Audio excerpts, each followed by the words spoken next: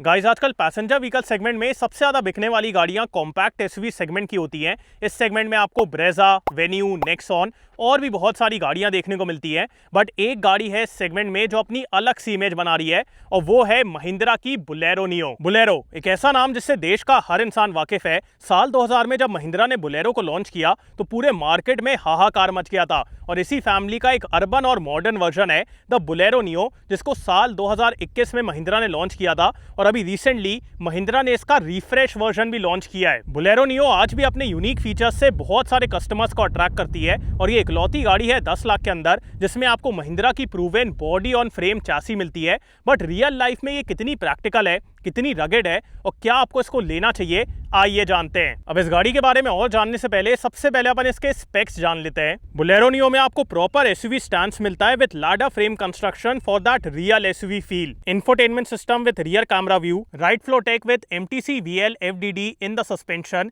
FDD stands for frequency dependent damping, so ये आपके driving और रोड कंडीशन के हिसाब से डैम्पिंग को एडजस्ट करता है जिससे आपको ऑप्टिमम राइड क्वालिटी मिलती है। Day time running lights, premium Chrome grill, fog lamps, 16-inch alloy wheels, full-size spare wheel, rear wiper washer defogger, rear camera with parking sensors, front individual armrest, cruise control, 7 seating capacity, micro hybrid system, tire pressure monitoring system, height adjustable driver seat and eco mode. Now that we know the specs, अब अपन इस गाड़ी का space test कर लेते हैं। So compare to competition इस गाड़ी में आपको 7 सीटिंग कैपेसिटी मिलती है, बट क्या तीनों रोज में आराम से अडल्ट्स बैठ पाएंगे, ये अपन टेस्ट करते हैं। सो ये आगे वाली सीट को मैंने अपने हाइट के हिसाब से एडजस्ट कर लिया है। मेरी हाइट है 6 फीट और यहाँ पे आप देख सकते हैं मेरे को काफ़ी अच्छा स्पेस मिल रहा है, नीचे भी काफ़ी अच्छा स्पेस है and in terms of head room कोई प्रॉब्लम वाली बात नहीं है। और एक और चीज़ जो कि मैं यहाँ पे स्पेशली हाईलाइट करना चाहूँगा and that is the seat base. ये आप देख रहे हैं कितना लंबा सीट बेस है।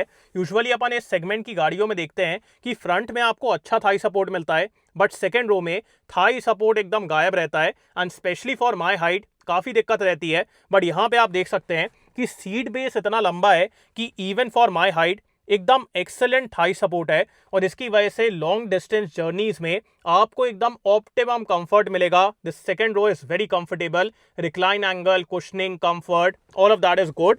और यहाँ पे आर्मरेस्ट भी दिया गया है। And if I talk about the third row तो मेरी हाइट 6 फीट है और आप देख सकते हैं मैं यहाँ पे एकदम आराम से बैठा हुआ हूँ और अगर मेरे को एक और किसी को बैठाना है तो वो सामने की तरफ बैठ जाएगा। So very practical, proper 7 seating capacity. अब सीटिंग तो ठीक है बट ये गाड़ी का बूट स्पेस कितना प्रैक्टिकल है, आइए इसको टेस्ट करते हैं। सो इन सीट्स को फोल्ड करने के लिए आपको ऐसे नॉर्मली इसको ऊपर करना है और इसको आप नीचे कर दीजिए और ये जो हुक है इसको आप यहाँ पे पीछे की तरफ फंसा दीजिए, फिर आपकी सीट यहाँ पे लॉक हो जाएगी। अब एक बार आप इसको लॉक कर देते हैं फिर आपको यहाँ पे 385 लीटर्स का बूट स्पेस मिलेगा और इसको टेस्ट करने के लिए मैं एक कमाल का टेस्ट यहाँ पे करने वाला हूँ। So we have a proper luggage set है। एक अपने पास फुल बैग है, एक उससे छोटा है और 2 नॉर्मल साइज के बैग हैं। इतना लगेज एक फैमिली के लिए मोर देन इनफ है, मतलब मेरे हिसाब से ये तो बैग में फुल फैमिली का लगेज आ जाएगा। But upon for the testing सारे बैग्स को यहाँ पे रख के देखेंगे। तो मैंने इस सीट को तो फोल्ड कर दिया है, अब मैं इस वाली सीट को भी फोल्ड करूँगा and this much space we have. But कितना प्रैक्टिकल है, आइए बैग रख के देखते हैं। सो सबसे पहले will keep the biggest bag, इसको मैंने यहाँ पे ऐसे रख दिया है। उसके बाद अपन सेकेंड बैग को यहाँ पे रखते हैं, ये भी यहाँ पे एकदम आराम से आ गया है but still we have more space. तो यहाँ पे अपन ये आखिरी बैग्स को भी रख देते हैं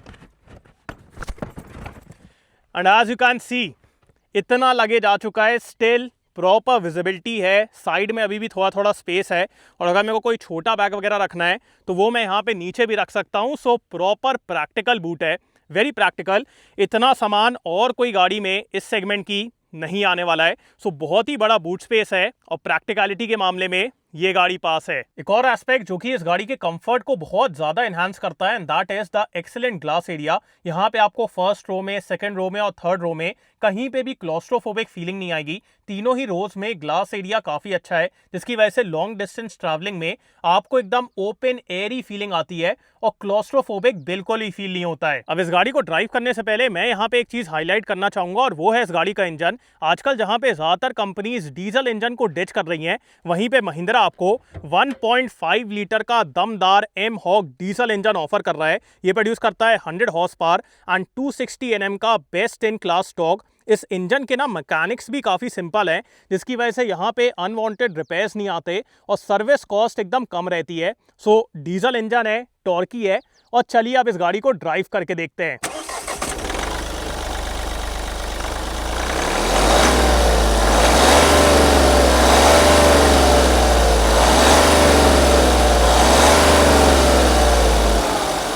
now let's drive this thing. अब इस गाड़ी को अपन थोड़ा सा ऑफ रोडिंग से स्टार्ट कर रहे हैं, बिकॉज जैसा भी अपन बात कर रहे थे कि ये एक रियल एसयूवी है, तो रियल एसयूवी को ऑफ रोडिंग में प्रॉपर परफॉर्म करना चाहिए। तो ये अपन टेस्ट कर लेते हैं। सबसे पहले एक तो आजकल अपन को कंपटीशन में डीजल इंजन देखने को नहीं मिलता है, बट इस गाड़ी में अपने पास डीजल इंजन है, and that too with the best in class torque of 260 Nm। So 260 Nm का आपको यहाँ पे टॉर्क मिलता है, which is best in class. और उसको टेस्ट करने के लिए सामने अपने पास अपहिल है, देखते हैं गाड़ी कैसे चढ़ती है। अभी मैं बिल्कुल भी थ्रॉटल नहीं दे रहा हूं, मेरा पैर आप देख सकते हैं।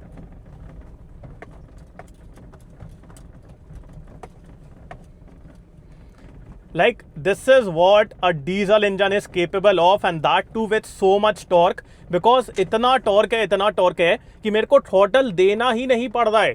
ये काफ़ी ज़्यादा अपहिल है, आपको शायद कैमरे में समझ में नहीं आ रहा होगा, बट काफ़ी ज़्यादा अपहिल है, but without any fatigue, without any hiccup ये गाड़ी चढ़ गई है। So this is what a diesel engine does with 260 Nm of torque without any problem, यहाँ चढ़ते जा रही है।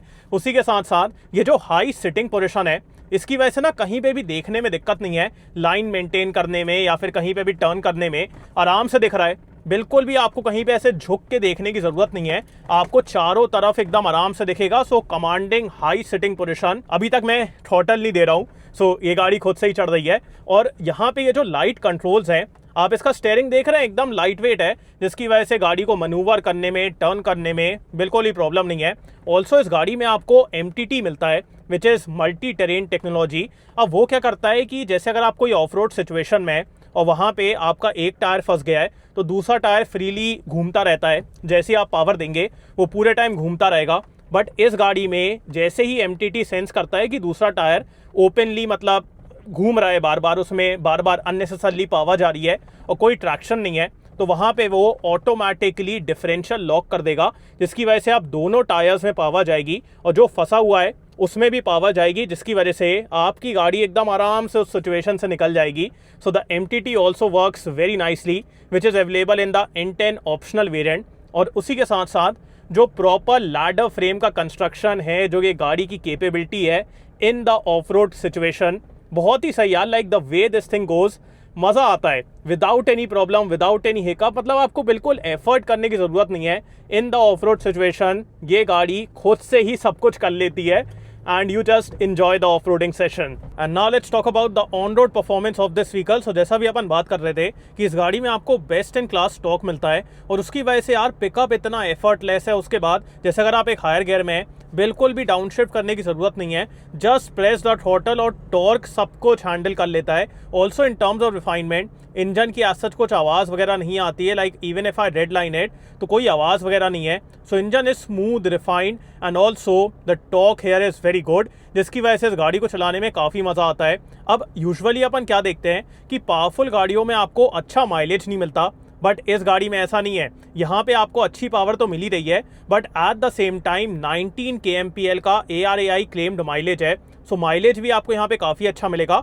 And we also have the eco mode. Eco mode में क्या होता है कि आपकी पावर और लिनियर हो जाती है। तो जैसे अगर आप सिटी वगैरह में चला रहे हैं, पावर ज़्यादा लिनियर हो जाएगी, ज़्यादा एफर्टलेस हो जाएगी, तो आपको भी ज़्यादा कंफर्ट मिलता है। And at the same time in the eco mode आपको और बेटर माइलेज मिलेगा। सो माइलेज भी एकदम सही हो जाता है। सो माइलेज भी इस गाड़ी में अच्छा है, पावर भी अच्छी है, और दोनों चीज़ों का अच्छा कॉम्बिनेशन है। एक और चीज़ जो कि मेरे को यहाँ पे काफ़ी अच्छी लगती है is the light controls. Light control से मेरा ये मतलब है कि एक तो स्टेयरिंग व्हील एकदम लाइट वेट है, तो जैसे अगर आप इस गाड़ी को सिटी वगैरह में चला रहे हैं, एकदम आराम से आप इसको टर्न कर लेंगे, मनूवर कर लेंगे, यू टर्न ले लेंगे, सो वहाँ पे कोई दिक्कत नहीं है। The steering wheel is very light weight, also the clutch is light, the shifting is light. So कहीं पे भी ना आपको ज़्यादा एफर्ट लगाने की ज़रूरत नहीं है, आप एकदम आराम से इस गाड़ी को सिटी में चला लेंगे, ट्रैफिक में चला लेंगे, और कंट्रोल करने में कोई दिक्कत नहीं है। So steering, clutch, gears, everything is lightweight, effortless, and in terms of the sitting position, जो अपन को ऑफ रोड में हेल्प कर रहा था वो ऑन रोड भी हेल्प कर रहा है, बिकॉज एकदम बढ़िया विजिबिलिटी है। सो कहीं पे भी आपको देखने में दिक्कत नहीं होगी, आराम से आप जज कर लेंगे, आराम से इस गाड़ी को सिटी या फिर ट्रैफिक में चला लेंगे, बिकॉज विजिबिलिटी इतनी अच्छी है। फ्रंट में, साइड में, पीछे की तरफ, सब तरफ आपको बढ़िया तरीके से दिखता है। So the visibility is amazing.